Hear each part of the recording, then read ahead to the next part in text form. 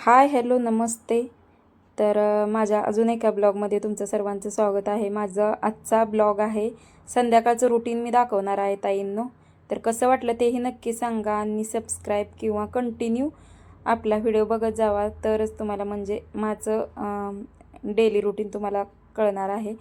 तर सबस्क्राईब करून ऑलचं पण बटन दाबा, म्हणजे घंटी दाबा, तरच तुम्हाला म्हणजे माझे दररोजचे नोटिफिकेशन येईल ब्लॉगचे. तर आज इथं मग संध्याकाळचं चला म्हणलं तुमच्याबरोबर रुटीन शेअर करावं. तर संध्याकाळचं तर आपलं रुटीन कसं चालू होतं तेही सर्व मी तुम्हाला सांगणार आहे.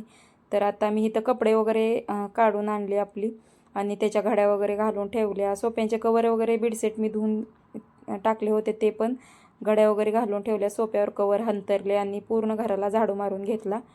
तर अगोदर तर भांडीच लावून घेतली बरं का, कारण की ते एक आपलं कामच असतं. कारण की सकाळी भांडी वगैरे घासून ठेवलेली ती वाळूस तर मग हा टाईम होतं संध्याकाळचा, मग ते भांडी वगैरे मी ह्याच टायमाला लावते.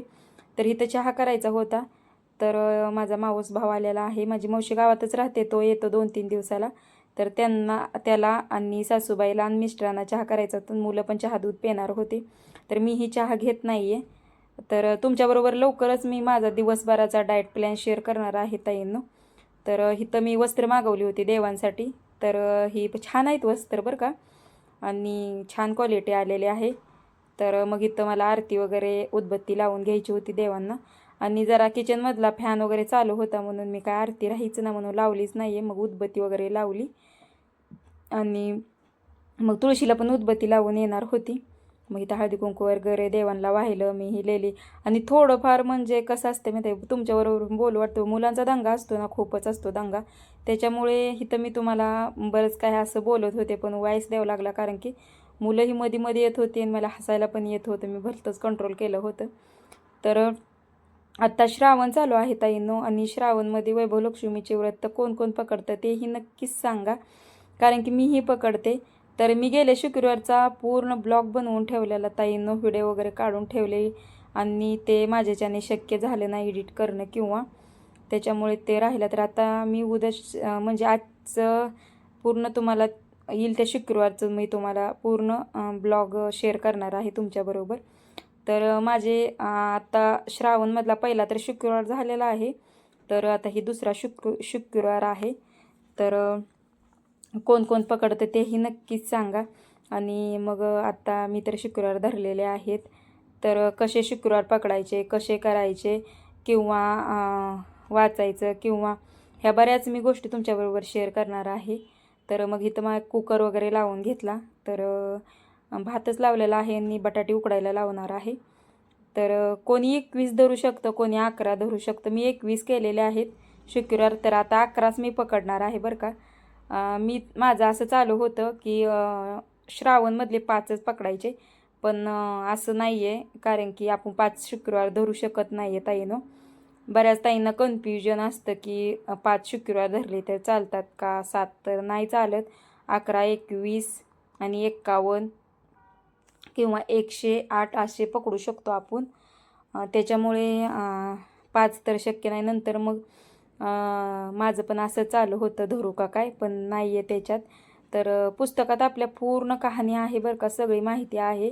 पण मी तुम्हाला दाखवते सविस्तर आता येईल त्या शुक्रवारी सगळी माहिती. तर नक्कीच तोही तुम्ही ब्लॉग बघा. आणि मग इथं माझा भात काढायला चालू होता, कारण की सार्थकला पाहिजे होतं जेवायला. मग तो काय निसता भातच खाणार होता, तर त्याला भातच मी दिला निसता खायला.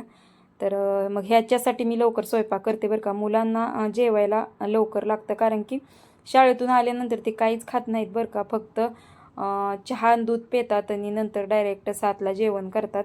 तर अजून तर, आणि तुम्ही पाहू शकताय 7 जर वाजत आल्या तर खूप उजेड असतो, आणि अंधार तर पडतच नाही लवकर 7:30 वाजल्याशिवाय. तर मग इथं 6-6:30 झालेले असतील, किंवा नसतील पण अजून. मी काय टाईम बघितलेला नाही. इथं मला वाटण बनवायचं होतं, नाहीतर स्वयंपाक माझा पटकन एक अर्ध्या 1-पाऊण तासात होऊन जातो, वाटण वगैरे सगळं असलं की आपलं.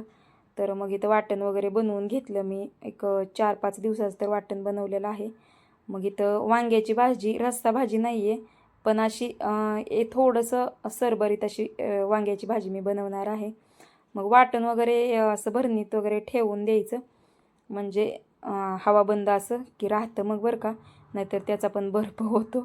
तर मग खालच्या साईडला मी फ्रीजमध्ये ठेवून देते. आणि मग इथं मला मेथीची भाजी बनवायची होती आणि बटाटे पण म्हणजे असं सिंपलमध्ये बटाटे करणार होती मिठाचंच मुलांसाठी. पण असं झालं की मुलांना भेळ आणणार होते ह्यांनी, त्याच्यामुळे मग बटाटे तर करायचं कॅन्सल झालं. पण इथं मेथीची भाजी आणि मग मी वांगच बनवून घेतलं. बस झालं म्हटलं, 2 भाज्या 3 भाज्या पण केल्यानंतर थोडं थोडंच त्यातलं संपते बघा ताई, नोंद राहतं. मग परत सकाळचं दुसरंच भाज्या वगैरे बनवलं की असं राहून जातं, त्याच्यामुळे नाही मग मी बटाटे म्हणलं फ्रीजला ठेवून दिलं आणि सकाळच्याला म्हणलं मुलांना ह्याचे पराठे नाहीतरी असं मिठाचं वगैरे बटाटे बनवून देते. तर थोडीशी नॉर्मल रस्सा भाजी करणार होती. तर हे असं बटाट्याचं वाटण बनवून घ्यायचं आहे आपल्याला, म्हणजे वांग्याचं वाटण बनवून घ्यायचं आहे. तर वांग्यात असा मसाला वगैरे भरून घ्यायचा, थोडा मसाला, तिखट, मीठ आणि खोबरं थोडं टाकून आणि कूट टाकून त्याच्यात भरून घ्यायचं आणि तेलात पण थोडं खोबरं टाकून घ्यायचं आहे. तर आणि मग थोडंसं पाणी नॉर्मल ओतून ते शिजायला ठेवायचं. आणि तेलात कधी पण वांगं टाकायचं नाही बरं का, कारण की वांगंच शिजत नाही लवकर, असा माझा थोडासा अनुभव आहे. त्याच्यामुळे कधी पण तेलात मसाला वगैरे परतल्यानंतर आपण थोडंसं पाणी वतायचं, नंतर वांगं सोडून द्यायचं. तर इकडं मी चपाती वगैरे बनवून घ्यायला लागली होती, कारण की मुलांचं मी त्यांना असं असतंय की इकडं चपाती बनवली का तिकडं लगेच त्यांना दोघांना जेवण देते, कारण की गरम गरम पण छान वाटतं जेवायला खायला बरं का.